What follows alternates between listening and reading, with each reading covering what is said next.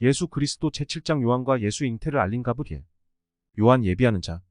그리스도의 탄생에 관한 예언은 길을 예비하기 위해 그리스도보다 먼저 와야 할 자에 관한 예언과 관계가 있다. 예비하는 자가 곧 오리라고 알려진 지 얼마 후 메시아의 강림이 임박하였다는 통고가 있었으며 하나님의 면전에서 보내심을 받은 하늘 사자인 가브리엘이 이 두 가지 일을 알려주었다는 사실은 놀랄만한 일이 아니다. 구세주의 탄생이 있기 약 15개월 전에 아론의 반차에 따른 제사장 사가랴는 예루살렘의 성전에서 그의 직무를 수행하고 있었다. 그의 아내 엘리사벳도 제사장 가문의 출신으로 아론의 후손이었다. 사가랴와 그의 아내는 자녀를 갖는 축복을 받지 못하였다. 그때 그들은 이미 매우 늙었으므로 후손을 보리라는 희망을 버리고 슬픔에 잠겨 있었다. 사가랴는 아비야의 이름을 딴 제사장의 반열에 속해 있었으며 나중에 이 제사장의 반열은 아비야의 반열로 알려졌다. 이것은 다윗 왕이 제정한 24개의 반열 즉 반차 중 8번째였는데 각 반열마다 성소에서 일주일 동안 차례로 수종들도록 임명되었었다. 백성이 바빌론으로부터 돌아왔을 때는 다만 이들 중 4반열만이 있었으나 이 4개의 반열 중 각 반열에 속한 사람은 평균 1070명이나 되었다.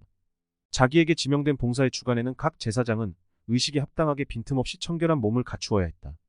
그는 술을 삼가해야 했고 특정하게 규정된 음식을 제외한 다른 음식을 먹지 않아야 했으며 자주 목욕을 해야 했다. 또한 그는 성전의 경내에서 지냈으며 따라서 가족과의 접촉을 갖지 못했다. 그는 죽은 사람에게 가까이 갈 수 없었으며 그의 가장 가까운 사랑하는 친척이 죽은 경우에도 공식적으로 슬퍼할 수 없었다. 우리는 성소에 들어가 금빛 제단에 분향할 제사장을 매일 제비를 뽑아 결정하였음을 알 수 있을 뿐 아니라 경전이 아닌 역사 기록을 근거로 삼아 볼 때 제사장의 수가 너무나 많았기 때문에 한 명이 그렇게 제사장 직무를 수행하는 영예를 2번이나 좀처럼 가질 수 없었음을 추측할 수 있다.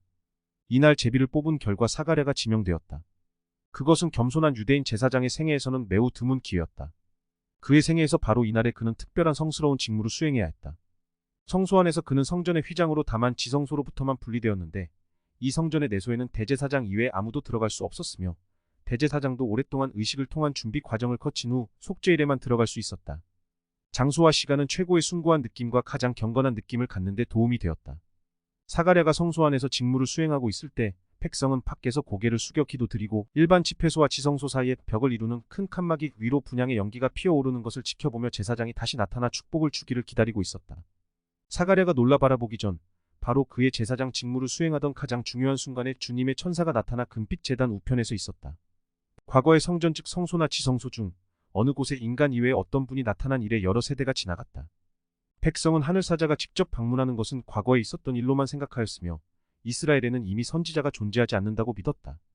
그러나 여호와께서 자신을 낮추시어 그의 백성을 다시 방문하신다면 거하실 특정한 처소라고 생각된 성전의 내소로 제사장이 가까이 다가갈 때는 항상 불안한 기다림과도 같은 불안의 느낌이 있었다. 이러한 상태에 비추어 보면 이 천사가 나타남으로써 사가랴가 걱정하고 무서워하였다는 것은 전혀 놀랄만한 일이 아니다. 그러나 하늘사자의 말씀은 놀라운 것이기는 하였지만 그에게 위안을 주는 것이기도 했다. 하늘사자의 말씀의 내용은 사가랴의 기도가 응답될 것이며 그의 아내가 요한이라 일컬어질 아들을 낳게 되리라는 것이었다. 더욱이 엘리사벳에게서 태어날 아이가 백성에게 축복을 가져다 주고 많은 사람이 그의 탄생을 기뻐하며 그가 주님 앞에 큰 자가 되고 포도주나 술을 마시지 아니하며 성신 성령의 충만함을 입을 것이고 많은 사람을 하나님께로 돌이키게 하는 도구가 될 것이며 메시아를 영접하도록 백성을 예비하기 위해 메시아에 앞서 갈 것이라는 약속이 구체적으로 주어졌다. 의심할 줄 모르는 사가랴는 길을 예비하는 큰 자가 될 아이가 예언대로 미래에 태어나리라는 것을 알았는데 선지자들은 이 아이에 관하여 예언하였으며 시편 작가는 노래로 찬양했다. 그러나 이와 같은 아이가 사가랴와 그의 늙은 아내의 자식이 되리라는 것은 천사가 약속하였지만 불가능한 것처럼 보였기 때문에 사가랴라는 천사의 말이 진실한가를 어떻게 알 수 있는지 물어보았다. 천사가 대답하여 가로되 나는 하나님 앞에 섰는 가브리엘이라 이 좋은 소식을 전하여 내게 말하라고 보내심을 입었노라. 보라 이 일에 되는 날까지 내가 벙어리가 되어 능히 말을 못하리니 이는 내 말을 내가 믿지 아니함. 이언이와 때가 이르면 내 말이 이루리라. 큰 축복을 받았으나 심한 징계를 받은 제사장은 드디어 성소에서 나와 이미 그의 지체함을 기이하게 여기며 기다리는 회중 앞에 나타났을 때 벙어리가 되어 무언으로 회중을 해산시키고 신용으로 자기가 시연을 보았음을 설명했다. 의심에 대한 형벌이 이미 주어졌다. 즉 사가랴가 벙어리가 된 것이었다. 때가 이르러 아이는 사가랴와 엘리사벳의 집이 있던 유대의 산중에 있는 한 동네에서 태어났으며 탄생 후 8일이 되는 날에 관습과 모세의 율법에 따라 가족은 할례 의식을 베풀고 아기에게 이름을 지어주기 위해 모였다. 아기에게 그의 아버지 이름을 따라 이름을 지어주어야 한다는 모든 제언은 사가랴에 의해 단호하게 취소되고 그는 그 이름은 요한이라고 선언하였다. 그 후 즉시 벙어리던 제사장의 혀가 풀렸고 성령의 충만함을 입어 그는 갑자기 예언을 하고 찬송하였다. 그의 영감받은 말은 곡을 달아 예배드릴 때 많은 기독교인이 베니딕터스 B라는 찬송으로 부르고 있다. 찬송하리로다 주 이스라엘의 하나님이여 그 백성을 돌아보사. 속량하시며 우리를 위하여 구원의 뿔을 그 종 다윗의 집에 일으키셨으니 이것은 주께서 예로부터 거룩한 선지자의 입으로 말씀하신 바와 같이 우리 원수에게서와 우리를 미워하는 모든 자의 손에서 구원하시는 구원이라. 우리 조상을 긍휼히 여기시며 그 거룩한 언약을 기억하셨으니 곧 우리 조상 아브라함에게 맹세하신 맹세라. 우리로 원수의 손에서 건지심을 입고 종신토록 주의 앞에서 성결과 의로 두려움이 없이 섬기게 하리라 하셨도다.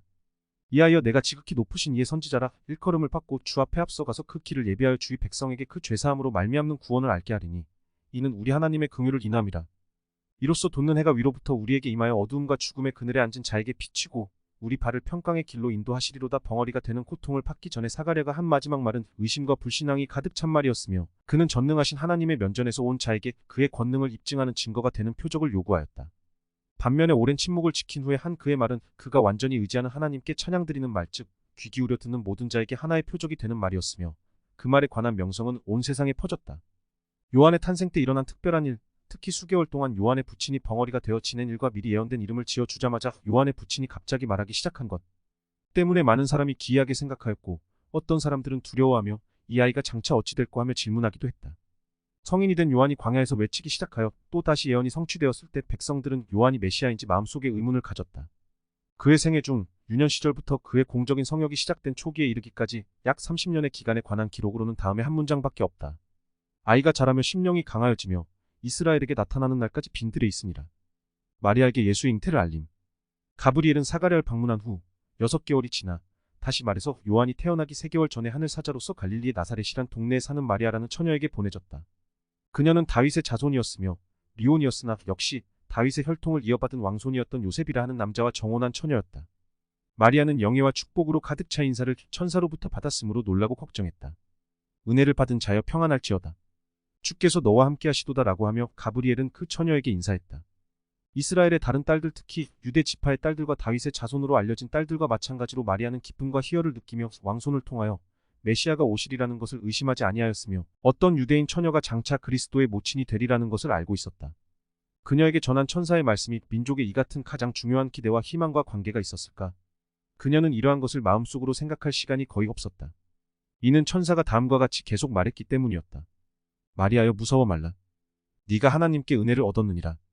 보라 네가 수태하여 아들을 낳으리니 그 이름을 예수라 하라. 저가 큰 자가 되고 지극히 높으신 이의 아들이라 일컬을 것이요 주 하나님께서 그 조상 다윗의 위를 저에게 주시리니 영원히 야곱의 집에 왕노릇 하실 것이며 그 나라가 무궁하리라.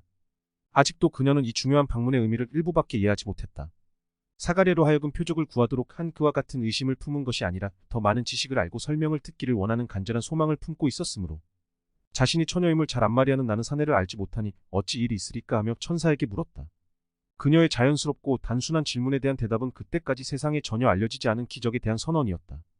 그 기적은 자연 법칙에 어긋나게 일어나는 사건이라는 견지에서 볼 때 기적이라 할 수는 없었으나 일반적으로 인간이 이성으로 이해하거나 생각할 수 없는 고차원의 율법의 작용으로 일어나는 기적이었다. 마리아는 자신이 잉태하여 때가 이르면 아들을 낳을 것이며 그 아들의 아버지는 필멸의 속성을 가진 남자가 아니리라는 것을 알았다.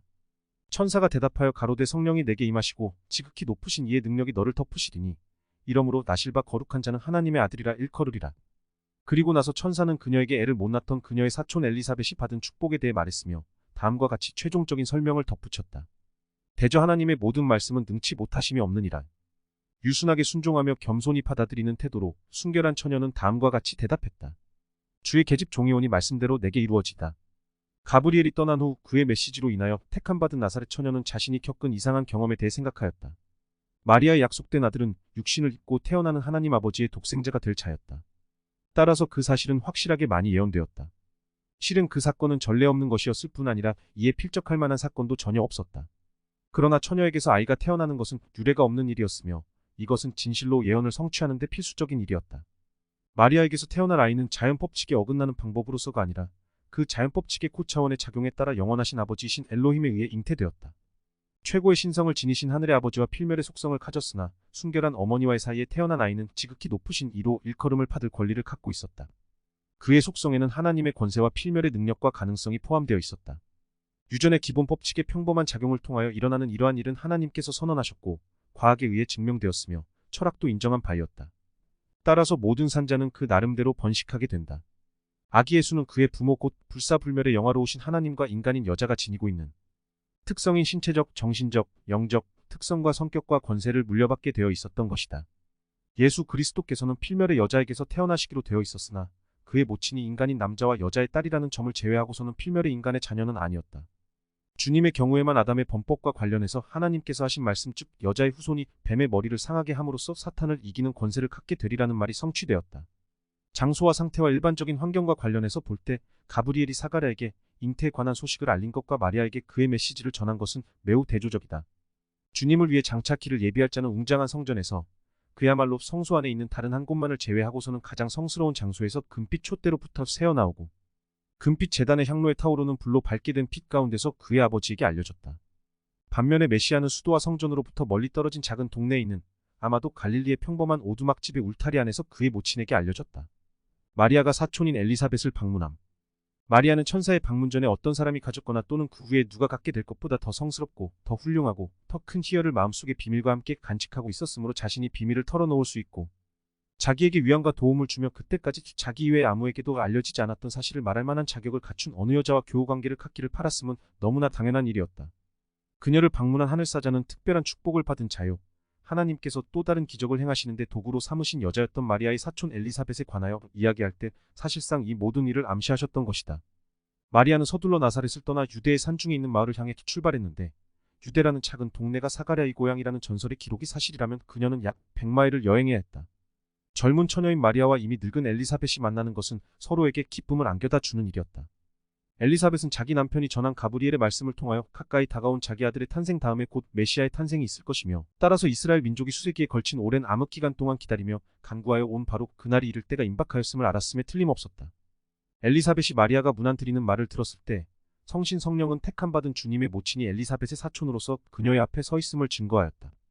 그녀가 자신이 받은 잉태의 축복을 되살아나게 해주는 태동을 느꼈을 때 경건한 마음으로 그녀를 방문한 마리아에게 다음과 같이 인사했다. 여자 중에 내가 복이 있으며 내 태중의 아이도 복이 있도다. 내 주의 모친이 내게 나오니 이어치 된 일인고. 마리아는 찬양드리는 영광스러운 찬송으로 이에 응답하였는데 그 후 이 찬송은 마리아의 창가 매그니 피케트라고 하여 교회 의식에서 연주되는 음악 순서로 채택되었다. 내 영혼이 주를 찬양하며 내 마음이 하나님 내 구주를 기뻐하였음은 그 계집 종의 비천함을 돌아보셨습니다. 보라 이제 후로는 만세에 나를 복이 있다 일컬으리로다. 능하신 이가 큰 일을 내게 행하셨으니 그 이름이 거룩하시며 긍휼하심이 두려워하는 자에게 대대로 이르는도다. 그의 팔로 힘을 보이사 마음의 생각이 교만한 자들을 흩으셨고 권세 있는 자를 그 위에서 내리치셨으며 비천한 자를 높이셨고 줄이는 자를 좋은 것으로 배불리셨으며 부자를 공수로 보내셨도다. 그 종 이스라엘을 도우사 긍휼히 여기시고 기억하시되 우리 조상에게 말씀하신 것과 같이 아브라함과 및 그 자손에게 영원히 하시리로다. 마리아와 요셉. 그 방문은 약 3개월 동안 계속되었으며 그 후 마리아는 나사렛으로 다시 돌아왔다. 그때야 비로소 그녀는 자신의 입장을 난처하게 만드는 문제에 당면해야 했다. 그녀는 그녀의 사촌집에서 모든 사실 즉 그녀의 상태가 사가랴와 엘리사벳의 간증을 뒷받침해 주었다는 사실을 이미 깨달았다. 그러나 그녀의 말이 자기 집에서 어떻게 받아들여질 것인지 특히 자기와 정혼한 남편이 자기를 어떻게 생각할 것인지에 대하여 심히 걱정했다. 그 당시 정혼 곧 약혼은 어떤 의미에서는 결혼 서약만큼 구속력이 있었으며 이혼과 비슷한 이별의 의식으로서만 파기되었다. 그러나 약혼 자체는 결혼하겠다는 약속이었지 결혼은 아니었다. 요셉은 그의 정혼한 신부와 3개월 동안 떨어져 있은 후에 그녀에게 인사했을 때 그녀가 앞으로 어머니가 될 징조를 보고 심히 고민했다. 유대 법률은 공적인 재판이나 판결이나 아니면 증인들이 참석한 가운데 서명한 서류로 입증할 수 있는 사적인 합의 중 어느 하나에 의해 정혼을 취소할 수 있도록 규정되어 있었다.